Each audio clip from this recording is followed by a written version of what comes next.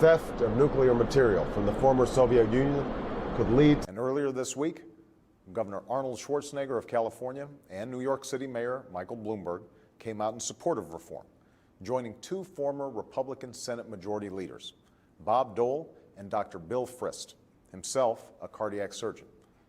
On my first day in office, we closed the revolving door between lobbying firms and the government so that no one in my administration would make decisions based on the interests of former or future employers.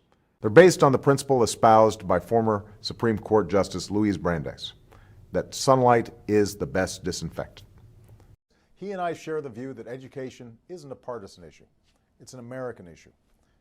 But in a larger sense, this is a moment when we've all... In 1961, the former First Lady was unhappy about the lack of women in government.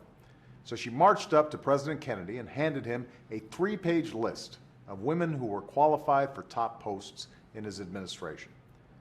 As the former Attorney General of Ohio, Richard helped recover billions of dollars on behalf of retirees and stood up to dishonest lending practices. 2 years ago, I nominated a man named Rich Cordray, a former Attorney General from Ohio, to run this Consumer Protection Bureau. I'll meet with former prisoners who are earning their second chance. This past week, we lost an American icon and one of the most influential figures of her time, former First Lady Nancy Reagan. With old friends and former foes, we will work tirelessly to lessen the nuclear threat and roll back the specter of a warming planet. Montgomery, a former Deputy Labor Secretary, has agreed to serve in this role. And a former president of Mexico, ex-President Fox, said that in the back they have only gotten little pats in the back from his predecessor. That's the spirit that led Lisa, a single mom, a former hairstylist. Although, you know, the hair looks good, so you... I'm good. You know, you see, every day I rely on former sailors and Marines on my staff. Young men who serve as intelligence officers in Iraq and Afghanistan. And the 32nd Commandant of the Marine Corps, Supreme Allied Commander, and now my National Security Advisor, General Jim Jones.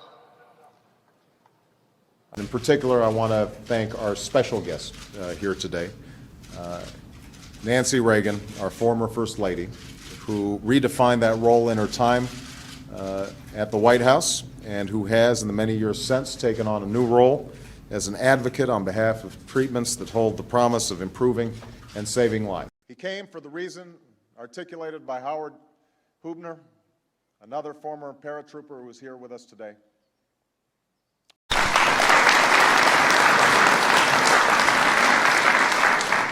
A dear friend of mine, former colleague in the Senate, Senator Evan Bayh, is here. We have very fond memories, I should say, of your visit to Dresden, and also very moving memories of your visit, Mr. President, to the former concentration camp of Buchenwald.